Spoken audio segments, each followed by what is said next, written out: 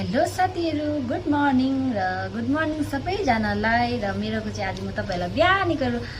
Morning routine share गर्छु ल सानोबाट र हेर्नुस् त र म चाहिँ बिहानै खाली पेटमा उठेर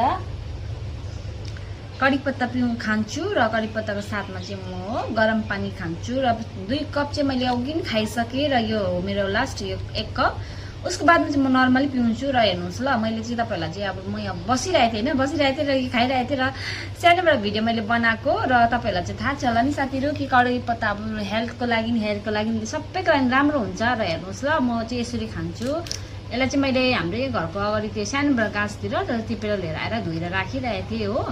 र त्यस्तो नगर्नु त्यस्तो नसोच्नुहोस् कि मैले अब तपाईहरुलाई चाहिँ अब सो गरेको सो अप देखाएको भनेर र यो बाँकी कुरा हो मेरो चाहिँ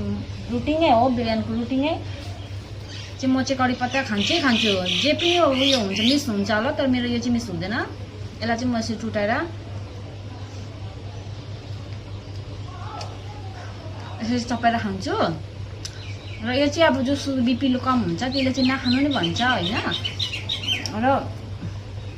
यसले चाहिँ के काम गर्छ भने साथीहरु यसको चाहिँ स्किनदेखिको लिएर हेयरदेखिको लिएर यसले चाहिँ अब तपाईको पेटहरु पनि भुडीहरुको चर्बीहरु पनि अब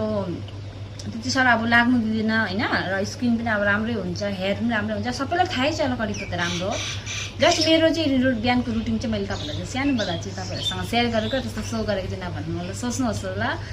र यो खाएको चाहिँ राम्रो एकदम राम्रो छ मेरो मनबाट चाहिँ भन्छु एकदम राम्रो साथीहरु र तपाईहरुले खान सक्नुहुन्छ यो कडी पत्ता सबैको घरमा एभेलेबलै हुन्छ हैन अनि म यसको पनि आधी खाइसकेको छु यहाँ त अब म बढी चाहिँ खादिन र अब म चाहिँ जान्छु बिहान अब हल्का फुल्का नास्ताहरु बनाउनको लागि र मेरो चाहिँ सानो बिहानको रुटिन शेयर गरेको साथीहरु र थ्यांक यू सो मच हेर्नुको लागि बाइ बाइ।